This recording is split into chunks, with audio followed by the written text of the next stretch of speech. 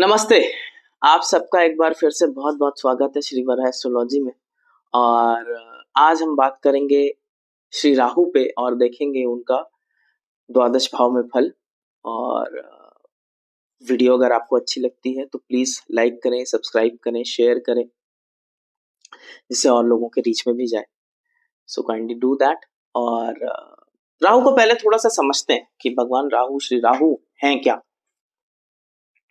और मेरे मतानुसार इनकी दृष्टियां या किस तरीके से ये फंक्शन करते हैं। पहली चीज कि चूंकि धूम्रकार या धूम्र बोला गया, स्मोक,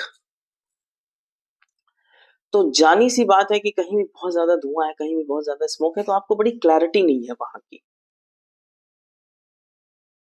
तो कुछ ना कुछ कंफ्यूजन है वहां से। तो जहां बैठेंगे वहां कुछ ना कुछ कंफ्यूजन होगी। अब ये भी देखिए कि ये सूर्य चंद्र पे ग्रहण लगाते हैं। सूर्य चंद्र दोनों लुमिनरी हैं। अब जिनके पास रोशनी है, रोशनी नॉलेज का प्रतीक होती है। अब जब समुद्र मंथन की पूरी कहानी हुई, अमृत निकला, तो जो स्वर भानु थे वो बैठे, उनको कोई और पहचान नहीं पाया। आप देखिए, सिर्फ सूर्य और चंद्र ही पहचान पाए कि ये असुर हैं। तो जहां बैठते हैं वहां कुछ डिफरेंट रहता है, वहां पे जो रियलिटी रहती है वहां से कुछ चीजें भिन्न रहती हैं, है ना। इनको पहचानना मुश्किल है। और सूर्य चंद्र ने जब पहचान लिया तो भगवान श्री विष्णु ने सुदर्शन चक्र से इनकी गर्दन काट ली, लेकिन तब तक अमृत का सेवन हो गया था। तो राहु और केतु, वो स्वर भानु, दो हिस्से में डिवाइड हो गए। एक सर, एक धड़। राहु हो गया सर, केतु हो गया धड़। अब चूंकि राहु सर है तो दृष्टि भी होनी चाहिए। सर मटीरियलिस्टिक चीजें, भोगी, भोग। जिसका कोई धड़ नहीं है, पेट नहीं है, तो उसको ये पता नहीं है कि कितना खाना है, कितना बचेगा। हमेशा खाते जाओ, खाते जाओ, खाते जाओ, खाते जाओ। तो आप ऐसे इस फिलॉसफी को भी समझिए कि जो उपभोक्तावाद है, ये भोगी प्रवृत्ति, इसका कोई अंत नहीं है। आप एक चीज से दूसरी चीज में कभी सेटिस्फाइड नहीं होते। बाकी देखिए बलवान कितने हैं कि ये सूर्य और चंद्र पे ग्रहण लगा देते हैं। तो कलयुग में बहुत बलवान ग्रह बने ये Rahu Ketu. Internet, social media पे बहुत ज्यादा एक डिक्टम चलती है, राहु 10वें दुनिया बस में। तो राहु का ये बेसिकली है कि जहां पे बैठेंगे, चूंकि छाया ग्रह है, जहां पे बैठेंगे वैसा ही रूप ले लेंगे।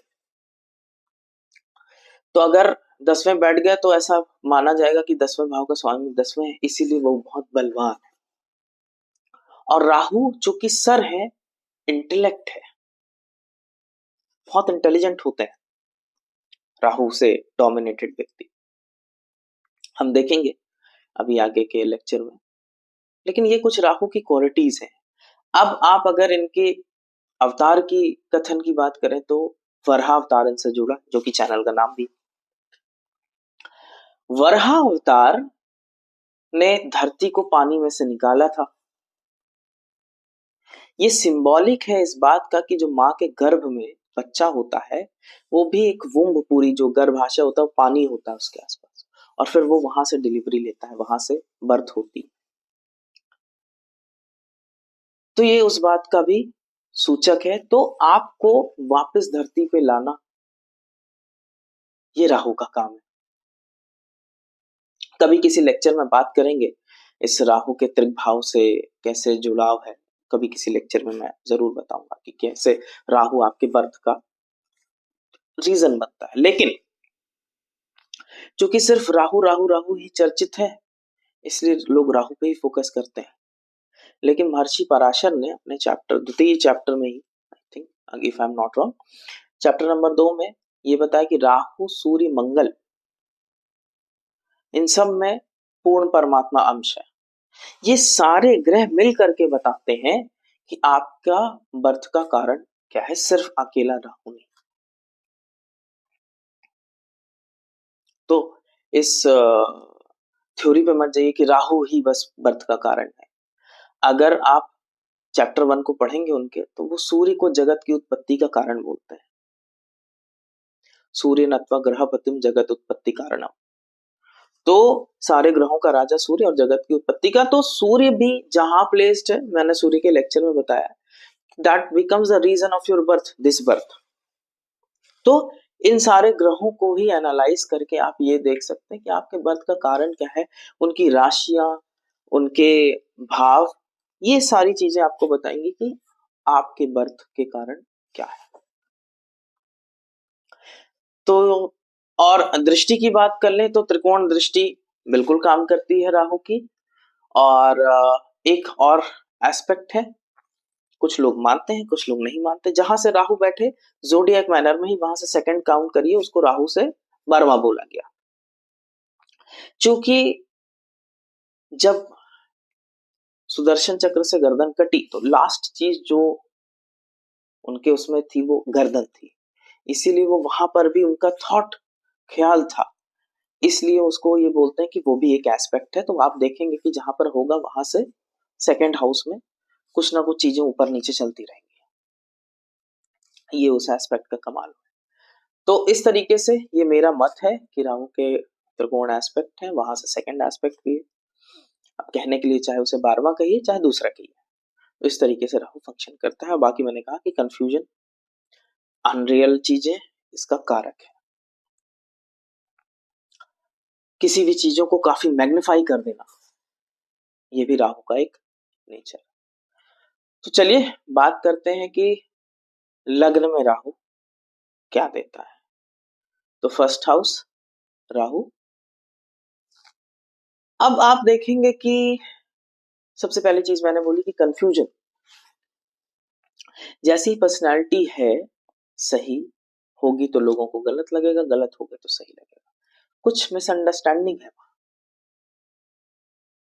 लेकिन चूंकि एक सर है, व्यक्ति बहुत ही इंटेलिजेंट होता है।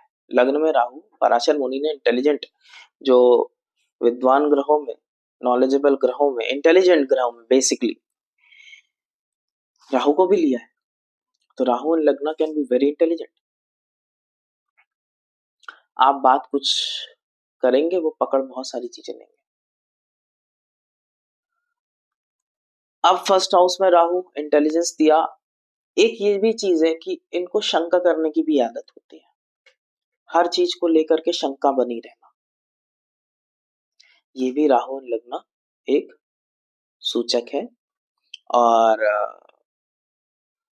अपनी जगह से हो सकता है कि कहीं दूसरी जगह जा करके काफी फ्लरिश करें, ये कुछ और भी योग पे डिपेंड करता है, लेकिन वन ऑफ द थिंग है।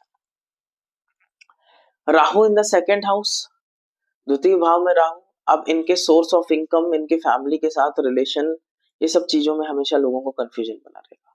या तो फॉरेन से जुड़ी हुई, चूंकि चांडाल है, फॉरेन से जुड़ी हुई चीजें भी दिखाता है, तो ये भी दिखाता है कि कोई व्यक्ति फॉरेन की चीजों से पैसा कमा सकता है, फॉरेनर से पैसा कमा सकता है, या कुछ अनयूजुअल वे में पैसा कमाता है, क्योंकि Rahu is out of the box, कुछ अनयूजुअल चीजें भी राहु दिखाता है। सेकेंड हाउस में ये आज के टाइम में जिन लोगों को आंखों की सर्जरी होती है, चश्मा हटता है, कॉन्टैक्ट लेंसेज लगाते हैं, ये उन लोगों के भी हॉरोस्कोप में आपको मिलेगा। कई बार एक्स्ट्रा लार्ज टीथ मिल सकते हैं, क्योंकि ग्रोथ का कारक है, इसलिए कुछ आपको टीथ बड़े मिल सकते। लग्न में भी कई बार सर थोड़ा सा बड़ा हो सकता है, ये आपको देखने को मिलेगा, जो कि ग्रोथ कॉज करता है। ये भी सेकेंड हाउस में मैंने एक्सप्लेन कर दिया, जैसे कि किन चीजों से आप पैसा कमा सकते हैं, क्या और चीजें लक्षण हो सकते हैं। थर्ड हाउस में राहु निश्चित ही बहुत पराक्रमी, और ऐसा व्यक्ति, अगर इसके ऊपर कोई, हम राहु की बात कर रहे हैं कि अभी वो किसी के साथ नहीं है, किसी ग्रह की दृष्टि नहीं, और बखूबी वो हर राशि में अलग अलग तरीके का परफॉर्म करेगा, लेकिन उसका इंडिपेंडेंट कुछ नेचर होता है, हम उसकी बात कर रहे हैं, एक बेस नेचर, एक मूल नेचर की।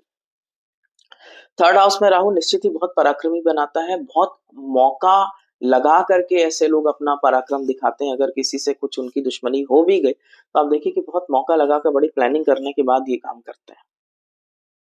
Rahu in the third house अपने जेंडर में या मेल होंगे या फीमेल होंगे तो उसमें सबसे बड़े या सबसे छोटे हो सकते हैं। ये राव साहब की एक बहुत अच्छी रिसर्च थी, अच्छा काम करती है, तो मैंने आपके साथ साझा किया। कुछ हट करके काम करना, कुछ आर्टिस्टिक टैलेंट भी होना, तो कुछ हट करके टैलेंट या हट करके हॉबी होना। अपने सिबलिंग्स के साथ रिलेशनशिप के में लोगों को वही मिसकंसेप्शन होना कि वाकई कैसी रिलेशनशिप है इनकी, अपने नेबर्स के साथ कैसी रिलेशनशिप है इनकी, ये कई बार आपको Rahu in the third house मिलेगा। Rahu in the fourth house आप देखेंगे कि कई बार अपर फ्लोर में ऐसे लोग मिलेंगे, ग्राउंड फ्लोर से ऊपर रहेंगे। घर के आसपास, आप घर के बाहर से आप देखोगे कि गंदे पानी का निकास भी होता है। जनरली नाली सब जगह से होती है, बट ऐसा करते हैं कि इनके इनके धोने वोने पे इनके घर के आगे से ही बहुत गंदा पानी निकल रहा होता है। ये एक राहु का फोर्थ हाउस में चिन्ह है।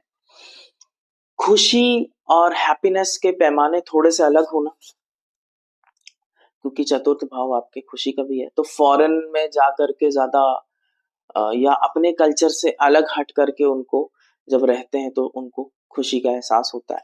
उनके जो व्हीकल्स वगैरह होंगे या मदर के साथ रिलेशन होंगे, उनमें भी थोड़ा सा लोगों को कंफ्यूजन बना रहेगा। और व्हीकल्स वगैरह अलग तरीके के पसंद करना या फॉरेन ब्रांड के पसंद करना, ये भी one of the things specified by the Rahu है। फिफ्थ हाउस का राहु पंचम भाव में जनरली अगर राहु से संबंधित कोई फॉरेन से संबंधित एजुकेशन वगैरह नहीं है तो एजुकेशन में ब्रेक देता है। रफली एक आध साल आप देखोगे कि ऐसे लोग ड्रॉप किए होंगे और उनके अफेयर्स वगैरह अपने दूसरे कल्चर कास्ट में होने का काफी संभावना रहता है। कॉलेज के एजुकेशन के लिए वो बाहर भी जाकर के पढ़ सकते हैं, प्रोवाइडेड और भी कॉम्बिनेशन मौजूद है तो ये बाहर भी जाकर के पढ़ सकते हैं। और फिफ्थ हाउस में राहु यहाँ पर भी व्यक्ति को थोड़ा शंकालु बनाता है। इन लोगों को सबसे बड़ी जो हिदायत है, जो चीज नहीं करनी चाहिए, खुद पे शंका नहीं करनी चाहिए, खुद की कैपेबिलिटीज पे शंका नहीं करनी चाहिए। वो ये उस वजह से बहुत मात खाते हैं। Rahu in the sixth house malefic है, थर्ड सिक्स्थ और 11th में अच्छा मानते हैं, लेकिन आप देखोगे कि ऐसे लोगों का जल्दी से कोई रोग डायग्नोज नहीं हो पाता, वो अपने शत्रुओं को भी नहीं पहचान पाते। भगवान राम के भी कुंडली में था। और रिसर्च ओरिएंटेड जगह या फॉरेन रिलेटेड वर्क्स में इन्वॉल्व हो सकते हैं, क्योंकि छठा भाव आपके जॉब से भी डील करता है। तो राहु रिसर्च का कारक है। जो सबसे नेगेटिव चीज वही है कि आपकी डिजीज वगैरह डायग्नोज होना, आपके एनिमीज का आपको सही समय पे पता लगना, ये मुश्किल हो जाता है Rahu in the sixth house से। फॉर करेज, अपने दुश्मनों को हराने के लिए, अपने दुश्मनों को परास्त करने के लिए ये बहुत अच्छी प्लेसमेंट है। राहु इन द सेवेंथ, शादी। अब और भी कॉम्बिनेशन, जैसे मैंने कहा कि कुछ और भी कॉम्बिनेशन जिम्मेदार होते हैं, लेकिन शादी जनरली हो सकता है आप देखोगे कि दूसरे कास्ट क्रीड में हो, दूसरे कल्चर में हो। और इंपोर्ट एक्सपोर्ट जैसे बिजनेस, क्योंकि राहु कारक है, ऐसे बिजनेसेस के लिए अच्छा होता है। वैसे तो सामान्यतः इसे लेते हैं कि अपने स्पाउस के साथ, पार्टनर्स के साथ चीटिंग होना या चीट करने का एक वन ऑफ द कॉम्बिनेशन है, लेकिन आप देखोगे कि ऐसे लोग शादी को जल्दी से तोड़ते नहीं, बहुत शादी से जुड़े रहते हैं। लास्ट लेक्चर में मैंने सैटर्न के बारे में बताया था, तो राहु भी सैटर्न के जैसा काम करता है, शनि के जैसा काम करता है, तो ये एक चीज है। बाकी अपने पार्टनर पे शक करने से प्रॉब्लम्स इनको खड़ी होती हैं। और विदेशी पार्टनर, विदेशी बिजनेस, इंपोर्ट एक्सपोर्ट का काम ये बहुत अच्छा यहाँ से कर सकते हैं। और इनके पार्टनर काफी इंटेलिजेंट होते हैं। राहु जहां पर है वहां इंटेलिजेंस है। एट्थ हाउस में राहु आपको, क्योंकि मेलेफिक है, आपको अपने इनहेरिटेंस मिलने में इश्यू हो सकता है। आपकी बीमारियां डायग्नोज होने में दिक्कत होती है, लंबी बीमारी, लॉन्ग टर्म बेड रिडन होना।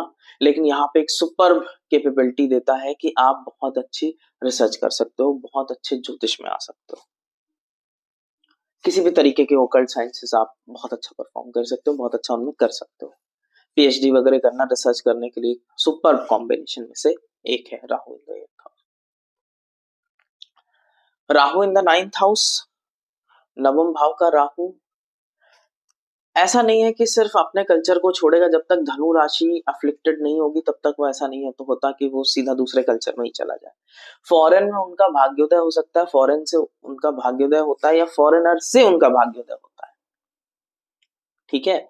और ये दूसरी जगह जा करके दूसरे कल्चर में, दूसरे रिलीजन में काफी कंफर्टेबल होता है, उनके बारे में भी जानना, समझना, पढ़ना पसंद करेंगे, ठीक है।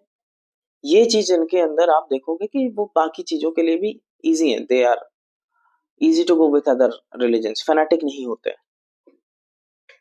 और दूसरी चीजों के बारे में चर्च वर्च भी चले जाएंगे अगर हिंदू होंगे तो, और वहां पे उनको एक्सप्लोर करना अच्छा लगता है। तो that is one. Rahu in the 9th house, father के साथ रिलेशन में हमेशा कंफ्यूजन लोगों को बनी रहेगी कि भाई कैसे इनके रिश्ते हैं कैसे नहीं है, तो ये थोड़ा सा वो प्रॉब्लम है।